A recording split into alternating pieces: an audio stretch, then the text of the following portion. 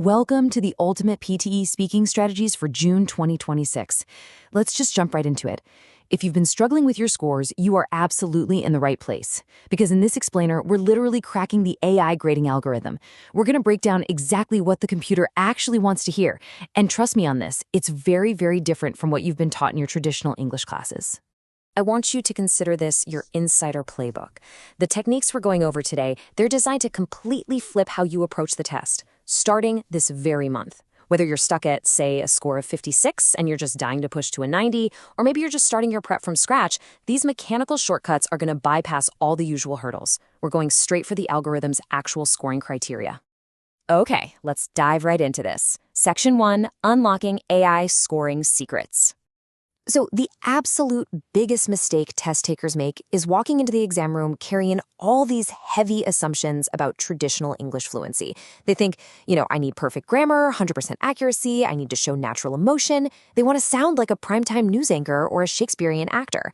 But listen, you aren't talking to a human evaluator here. You're talking to a machine. And trying to impress that machine with human-like expressiveness, it actually destroys your scores. The counterintuitive reality is that sounding perfectly expressive or letting your tone go up and down naturally, it heavily lowers your score. The algorithm prefers unbroken fluency and a totally natural straight-line monotone. No way around it. It doesn't want you singing a song with your voice. It just wants a steady, confident rhythm without any dramatic pauses or pitch variations. Now, what's really fascinating here is the number 140. This relates directly to the hertz frequency of your voice. Because, guys, in this test, pitch is absolutely everything. If your voice is too thick or too heavy, the system literally struggles to pick it up properly. So for men, the ideal pitch range is right between 140 and 170 hertz. And for women, you should really be aiming for over 200 hertz. Why? Well, because a sharper, thinner voice consistently gets much higher marks from the AI. You essentially want to tune your vocal instrument to make the software's job as easy as possible. All right, moving right along. Section 2, Reading and Repeating Tactics. And this right here brilliantly illustrates the point for the Read Aloud and Repeat sentence modules. In these, maintaining your tempo is the ultimate goal. Look at this sentence from a Read Aloud practice. The original sentence had some pretty complex words in it, like enclosures and habitats, but notice the gaps there? Well, if you encounter a difficult word that might cause you to stumble or hesitate, your absolute best strategy is to just skip it. I know that sounds crazy, but this module only contributes about 5 to 6 marks to reading, while it heavily impacts your speaking score. Skipping a hard word preserves your unbroken flow, which the system prioritizes way above reading every single word perfectly. You can omit, add, or even mispronounce words. As long as you keep moving forward without hesitating, your fluency score stays perfectly intact. It's a total game changer. Which brings us to the repeat sentence playbook. Now, this is exactly where test takers usually panic, but let's look at the actual facts here.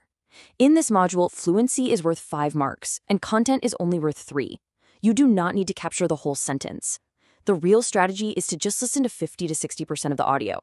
Also, never close your eyes to visualize the sentence. It just distracts you and totally throws off your timing. You want to give the exact tempo back to the microphone.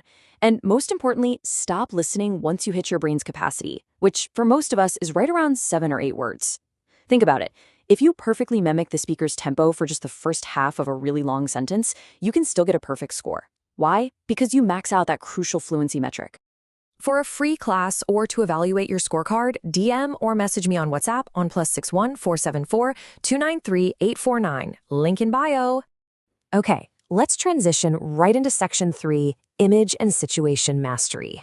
First off, it is incredibly important to understand that generic templates for the Describe Image and Respond to Situation sections, they are now completely banned following the recent updates.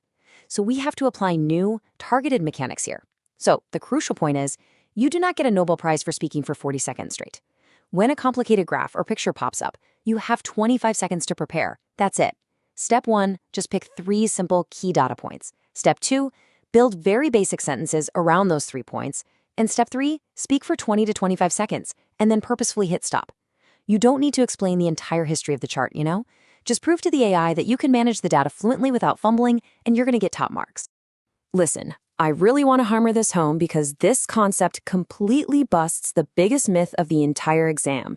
Grammar is not an evaluation criteria in the speaking section. Let me just say that again so it sinks in. You are scored on fluency, pronunciation, and content. There is no secret fourth pillar for grammar. If you're speaking and you suddenly realize you used the wrong verb tense and you pause to go back and correct it, you immediately destroy your fluency score. Fumbles, hesitations, self-corrections, those are heavily penalized. But bad grammar? It's entirely ignored. So whatever happens, just keep pushing forward. Now, let's talk about the Respond to Situation module. Here are your specific hacks. You get about 20 seconds of prep time right after the prompt is read. Use that time to construct exactly 3 simple sentences. No more. And here is the golden rule. Reuse words directly from the prompt. Literally copy them. Never paraphrase, and definitely never try to impress the AI with hi-fi sophisticated vocabulary. The software simply isn't impressed by fancy synonyms. It just wants to hear the exact keywords from the prompt matched right back to it, just to confirm you understood the scenario. All right, moving into our final critical area. Section 4, high score note-taking strategies. This section is all about the retell lecture and summarize group discussion modules. In these, your score relies heavily on highly mechanical, almost robotic note-taking. We call this the listen, then write strategy.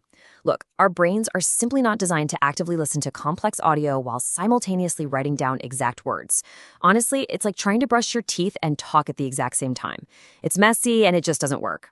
Instead, listen to the audio for 3 to 4 seconds, pause your listening to quickly write down the exact phrase you just heard, and then tune back in to listen again. By alternating the actions like this, you capture pure exact phrases that perfectly match the AI's transcript. Now, for the Summarize Group Discussion module, which usually features a 3-minute audio track with 3 distinct voices, grab your notepad immediately.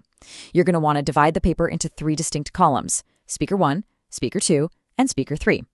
Using that listen then write method we just talked about, capture exact phrases for each column. You want to aim for about 12 to 15 short sentences in total. And honestly, here is the best hack of the whole shebang. If you accidentally assign a quote from Speaker 3 into Speaker 1's column and then read it back that way, the AI still gives you full points. It's really just scanning for the correct transcript words. It's not deeply analyzing conversational logic.